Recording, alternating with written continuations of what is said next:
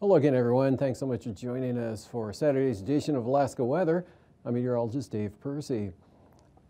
Heavy rains moved through southern Alaska, Kenai Peninsula, and the North Gulf Coast, spread eastward over toward Yakutat during the day today. These are 24-hour rainfall amounts ending at 3 p.m. this afternoon, Saturday afternoon. Portage Glacier, 3.69 inches. Cordova, over 2.5 inches of rain. Seward, they picked up a little over 2 inches of rain, and Yakutat about almost 2 inches even, depending on how you cut the 24-hour time period.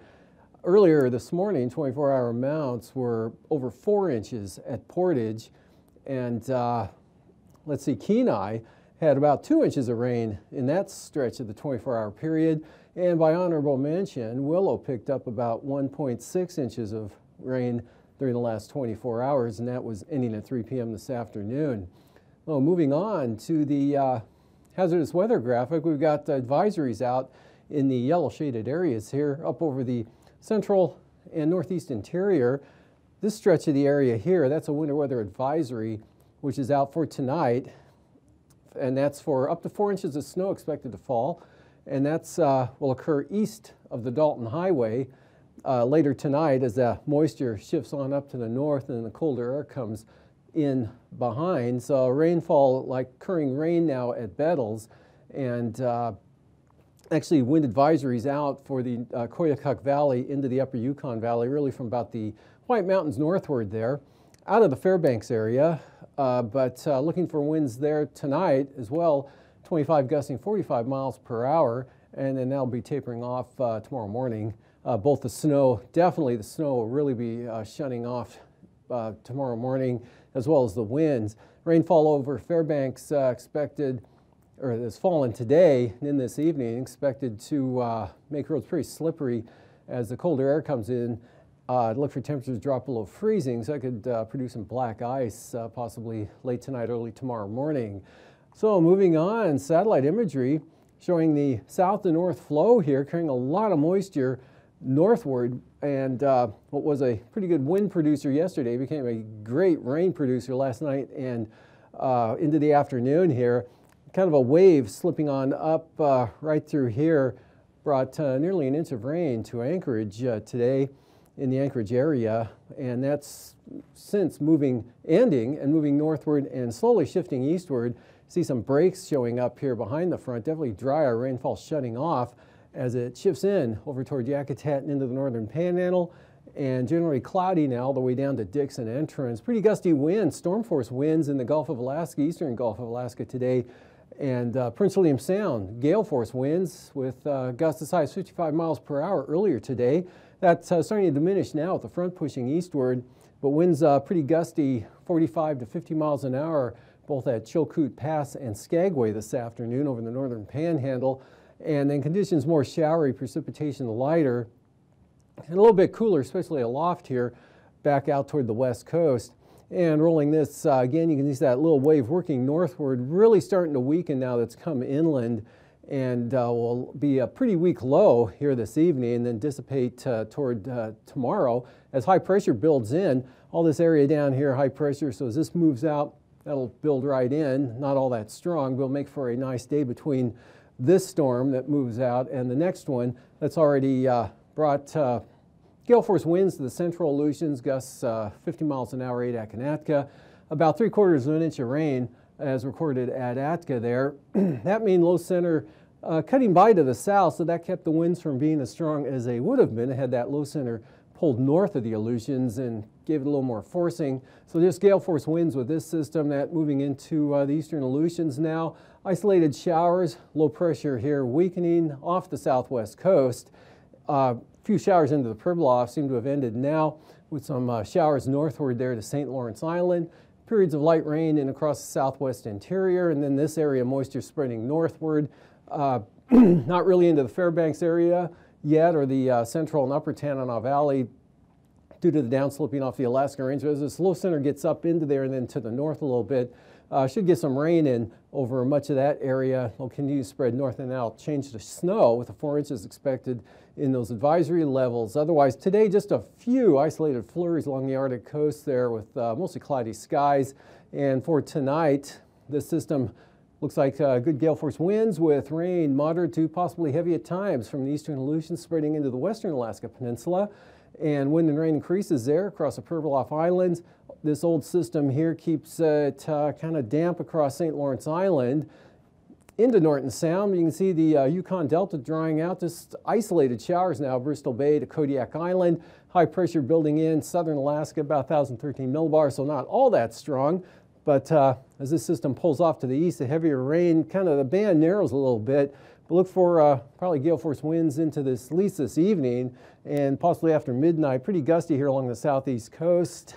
And then the snow up here to the north with the colder air coming in. So rain and snow showers really tapering off, won't really amount to much here over the Alaska Range of the White Mountains there. And then that general area of light snow expected to kick up 4 inches or produce 4 inches. That kind of flurries out back to the northwest and west there with much lighter amounts. Dry conditions, I mentioned, up over in the northwest, Kobuk Valley to Kotzebue. And for the outlook on Sunday, front edges eastward, gale force winds, rain heavy at times possibly for the Alaska Peninsula continues.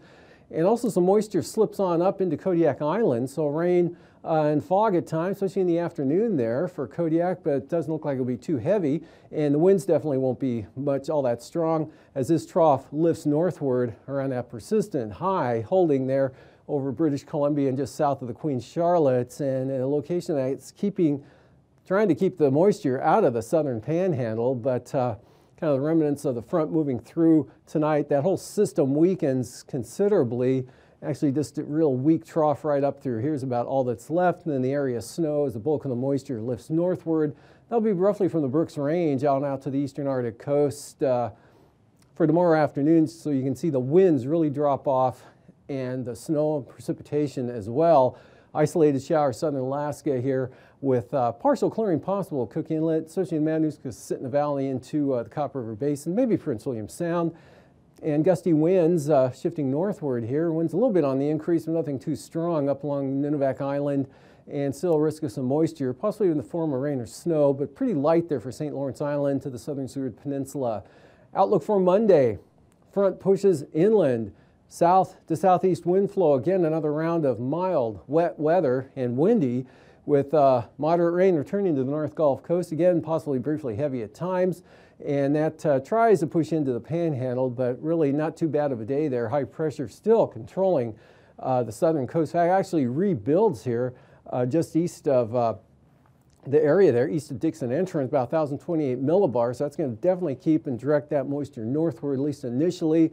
So back to moderate to heavy rain, Yakutat, maybe some gale force winds again for the North Gulf Coast. Doesn't look as strong as what we had with this last system. Another enhancement here, so moderate to heavy rain over the southwest mountains with that trough. Dry and quite windy. You can see the tightening of the gradient. St. Lawrence Island through the Bering Strait. Pretty gusty winds. Could see gusts 45, maybe 50 miles an hour. Right up there to Cape Lisburne. And fog and flurries possible. Pretty light though for the central and eastern North Gulf Coast. Dry though over the north central interior areas.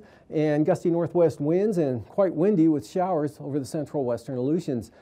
And for the lows tonight, lower 20s for the most part up over the northeast interior, so upper 20s for the upper Yukon Valley, mid 20s Arctic coast, near 40 or into the mid to upper 30s for the southwest interior areas, and 30s to lower 40s here for south central Alaska. Notice Tanana Valley dropping into the lower 30s, most areas dropping below freezing, colder air following in, and 45 to 50 for the Panhandle. Highs tomorrow.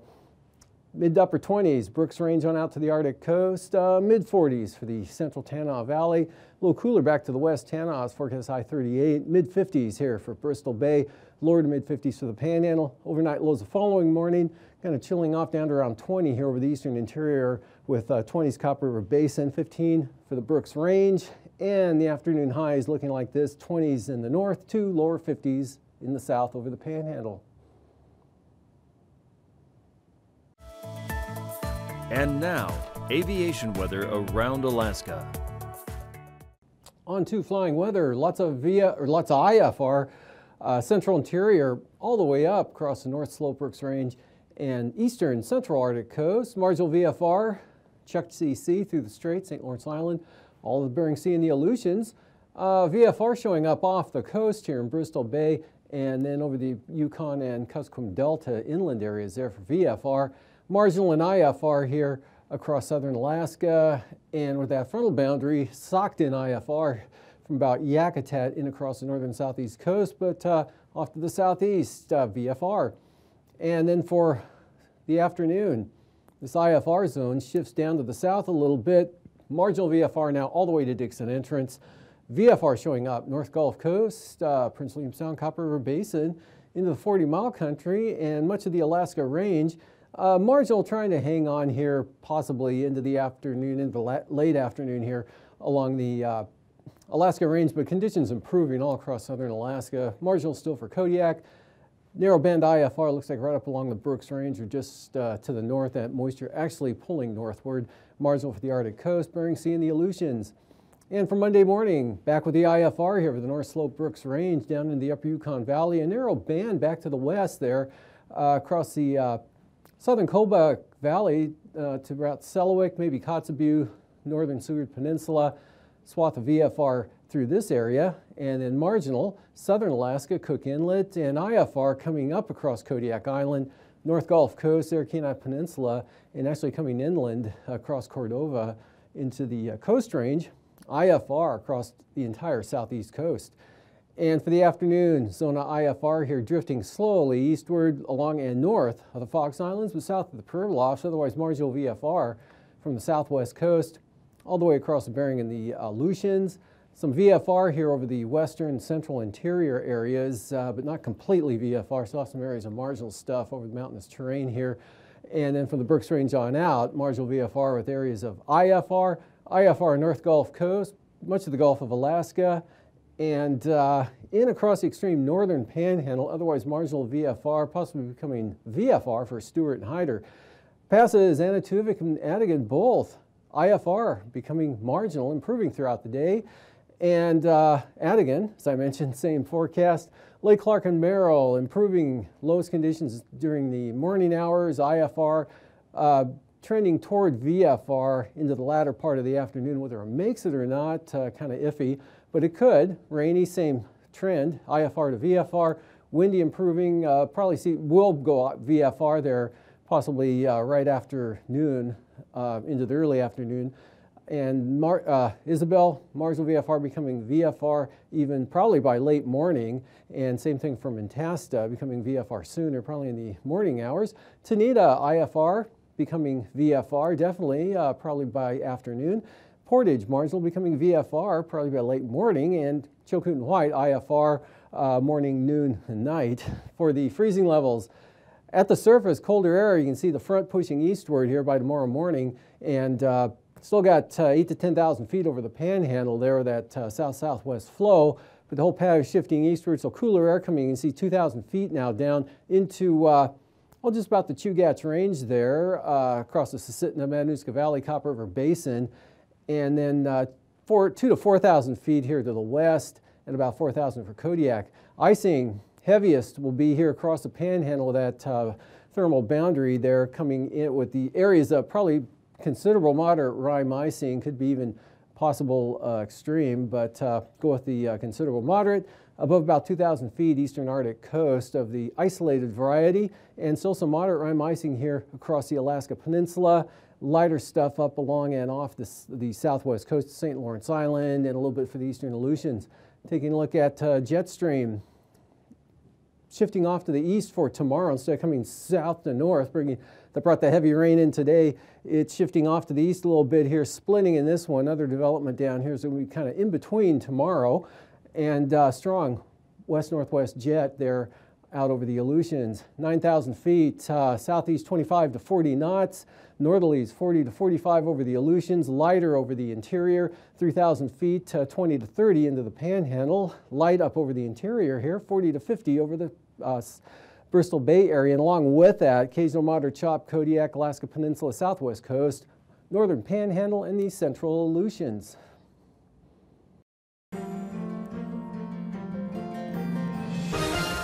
Welcome back to another edition of Alaska Weather Facts. I'm meteorologist Dave Snider, and joining us here today is Eric Stevens from the Geographic Information Network of Alaska at the University of Alaska Fairbanks, GINA for short.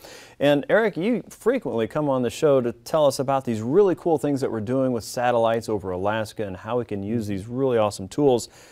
But I'm thinking all the while there has to be a mad scientist somewhere working on the next cool thing in the satellite laboratory. What is being developed today? Right.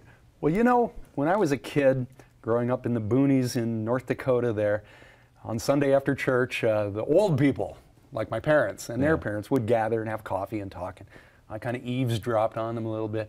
And the theme of a lot of these conversations seemed to be, well, isn't it amazing what they can do these days, someone would say. Sure. And I was thinking, well, I don't know, I was too young. Right.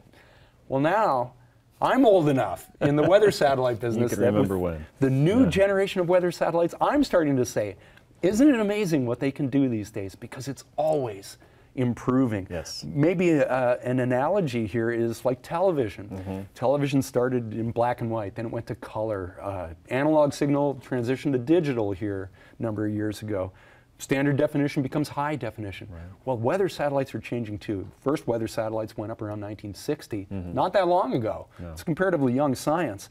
And every time a new series of satellites is launched, we learn from the past, so the mad scientists decide, well, we could make the next satellite even better in such and such a respect. Yes. And now the United States is on the verge of launching, or in progress of launching, a series of new geostationary satellites that are better than ever before. Okay. Let's take a look at some of the previews of what these new satellites can do. Peek inside the lab here, okay. Yeah, and so we'll peek in, and here are some mad scientists and mad technicians dressed in bunny suits. This is, believe it or not, this is the business end of a weather satellite under construction in a clean room. You don't want a speck of dust on the lens of a weather satellite's camera. So this is done in a clean environment. They are building a geostationary satellite there. Oh, cool. This new generation of satellites, if you had to answer the question, why are these better? Why do we care? Okay. You could answer it with 3 words: faster, better, more. The new generation of satellites are faster than the older ones. The images are sharper, they're better, and there's more spectral channels. We'll talk about that. Any one of these called Steve Austin sounds faster, better, stronger. Yeah. You know what, though? These things cost more than $6 million. Yeah, I'm sure. They're pricey. But they are an essential tool for the Weather Service to fulfill its mission of protecting lives and property. Exactly. You got to have the tool to do the job. And it helps all of us when we get the accurate forecast, the warning in time, and this is the tool. Faster. On left here, we see what the old generation of satellites could scan in 5 minutes. On the right, that's what you get in 5 minutes, the whole planet, or at least one side of it. So it's faster. That means you can take more images over a given amount of time and make smoother movie loops out of that. Because animating movie loops really helps you highlight a feature that maybe you can't see as well in a single image. Absolutely does, yep. Let's zoom into a small piece of real estate like Texas. Sure. And we can see here a satellite that has a 1-minute movie loop visible light. You can see thunderstorms boiling there. Yeah, look at that. Yeah, the rippling of the top of the thunderstorm. This is a fun movie loop. We're going to be able to see things like this more and more often because of the new satellites being generated. Some things are only evident in animation. So that's faster. Well, what's better? We're able to now have sharper imagery than before. The Japanese have a satellite that uses the same imager that is on the new generation of satellites that America is launching too. An imager, that's just a word for camera. It's the camera on a weather satellite. We have something called the Advanced Baseline Imager. Sounds important. ABI. It's important enough, it has an acronym. Everything's an acronym. Well, an ABI-like instrument is here over the Western Pacific, and we can see this color image. This is what a human eye might see if you were riding on the satellite. But it's a little bit fuzzy. With new technology, you can post-process the image taken by the satellite to highlight and sharpen some of the features. So this image here of the Western Pacific then becomes this image. Thanks to the processing techniques, yes, this is the newest technology. So we've got a new satellite that can provide better data than ever before. And on the ground, we can process it better than before as well to really sharpen up the imagery and to give us a better view of the weather than ever before. So faster and better and more. What do we mean by more? Well, on the older generation of satellites, the imager, the camera, had 5 slices of the spectral pie, visible imagery, infrared imagery, something we can't see from the human eye. A lot of different slices of the pie. We're going from 5. The new imager has 16 slices. Each slice has its own relevance. Some are best for volcanic ash, for smoke, for dust, for telling the difference between smoke and dust, which can look similar under some infrared channels, but other ones bring out certain things. All of these 16 bands are important. In fact, some of the mad scientists, they didn't want 16, they wanted 24. There's always more you can do. But that'll be the next generation of satellites. So now we say, isn't it amazing what we can do these days? And you know what? It makes you think, well, what's the future going to be like too? It's so important to be able to know what's going on now in the weather. If you're going to forecast the future, you got to know where things are now. And satellites are the way to see that, especially in Alaska, where we don't have as many observations down on the ground. The satellites fill in the holes. Yeah, really important stuff. And I love hearing about what we can see right now, but I love thinking about what is possible in the future. It's amazing stuff. And since you paid for it, it's a good time to learn about it. If you'd like, check out the website at www.goes-r.gov. And as I understand, it's a really easy website to use. Oh yeah, a lot of good information about what these new satellites mean to Americans. And it's the Weather Service's mission to protect lives and property, and this is the tool how to do it. Cool stuff, Eric. Thanks so much for sharing that with us today, and thank you for joining us right here in Alaska Weather Facts. We'll see you next time.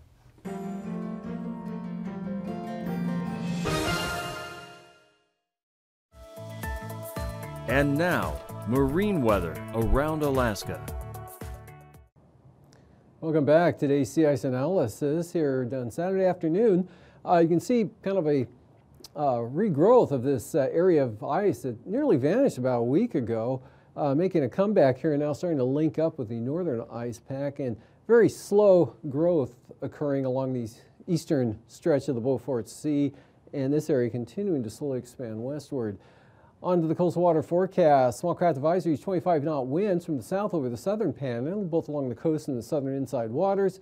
South 30 knots, central coast, gales on the north coast, dropping back to 15 on the extreme north coast. Gales for Lynn Canal again tomorrow, and southeast 30 for Stevens Passage. Monday's forecast, winds come down, but they definitely don't end. Still pretty breezy up there in northern Lynn Canal. Gusts 40 knots out of the south. Small craft advisories for Stevens Passage. Southeast 20 for Clarence Strait, south 20 to 25 here, increasing to 30 knots. So a good stiff southerly wind on the north coast of the Panhandle, seas 15 to 16 feet. And for Cook Inlet tomorrow, north of the Forelands, northeast 20, otherwise small craft advisories. Southern Cook Inlet turning east at 30 for Kamashack Bay, and east 30 for the Barren Islands as well, 8-foot seas. 25-knot winds for the western North Gulf Coast, coming down to 20 out of the east here for the east side. And winds really coming down there, or continuing to come down. They're already diminishing in Prince William Sound, down to east 10 tomorrow, seas at 2 feet. And then for Monday, northeast 20 for the Sound, 3-foot seas. Small craft advisories for the North Gulf Coast out of the east-southeast. Gales continue, or back to gales here for the Barren Islands, southeast 35, east 35 into Kamashack Bay. Northeast 25 to 30 for Cook Inlet. Bristol Bay, gales out of the east, 35 knots tomorrow. Southeast 40 for the Alaska Peninsula. Seas 10 to 20 feet, of course highest on the Pacific side, southeast 30 knots up towards Sitkinak, and small craft advisories for Kodiak Island as well as Shelikof Strait for easterlies 25 to 30 and 8-foot seas. Monday, southeast 30 knots for Bristol Bay, and south 30, 19-foot seas, Pacific side of the Alaska Peninsula, southeast 25 on the Bering Sea side. 30-knot winds right up to Sitkinak out of the south, seas 17 feet. 25-knot winds up the east side of Kodiak Island to 15-foot seas, southeast 25 for Shelikof Strait. Western Aleutians, winds come down 25 knots out of the northwest, and we got gales, northwesterly gales from Kiska Island to about Adak, turn north here 35 to 40 knots in the central Aleutians, and then kind of squirrely here over toward the Fox Islands, so that frontal boundary right through here, obviously, with southeast or east-southeast 25 to 35 tomorrow, and then on Monday, swinging around to the northwest, coming down 15 knots north side of Unalaska Island. Otherwise, small craft advisories west-northwest 25 to 30, and northwest 30 to 35 knots here for the central Aleutians, northwest 30 all the way out to Attu Island. South of Nunivak Island tomorrow, gales going east 35 knots, east 30 for the Pribilofs. 25 knot easterlies here, north of Nunivak Island, across the northern Bering Sea, southeast 25 for St. Lawrence Island. And for Monday, northeast 30, St. Lawrence Island, right on down to Nunivak Island. South of the island, turn it more easterly, and northerly gales for St. Matthew Island, 15-foot seas, northeast 20 for the Pribilofs.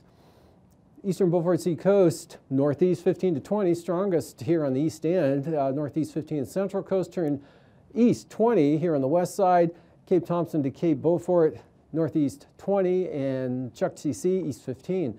Outlook for Monday, those winds come up, small craft advisories here, increasing winds on the west, again, tightening gradient from the Bering Strait, 25 to 30 knots out of the northeast, sea 7 to 10 feet. Otherwise, central eastern Beaufort Sea coast, east 15, with seas running 2 to 3 feet. For tonight, winter weather advisory here for the southeastern Brooks Range area and east of the Dalton Highway, 4 inches of snow.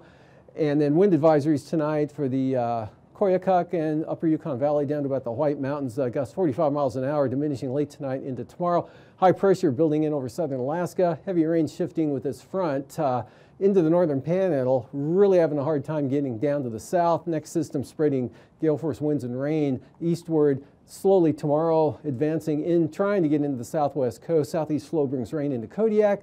And this trough, remnants of that frontal boundary, keeps it wet over the panhandle, and still it can't get down to the southern areas due to high pressure. Much drier, less wind over the interior from the North Gulf Coast. Periods of light snow and fog, eastern North Slope Arctic coast. And the outlook for Monday, wet and windy in the south and dry and windy and chillier up into the north and especially the northwest interior. Dry over the central and southern southeast coast.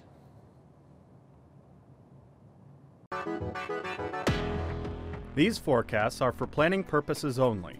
Call 1-800-WX-BRIEF for a formal, pre-flight briefing. Always file a flight plan before you go flying. The U.S. Coast Guard Auxiliary urges you to leave a float plan with a friend or the harbor master before you go boating.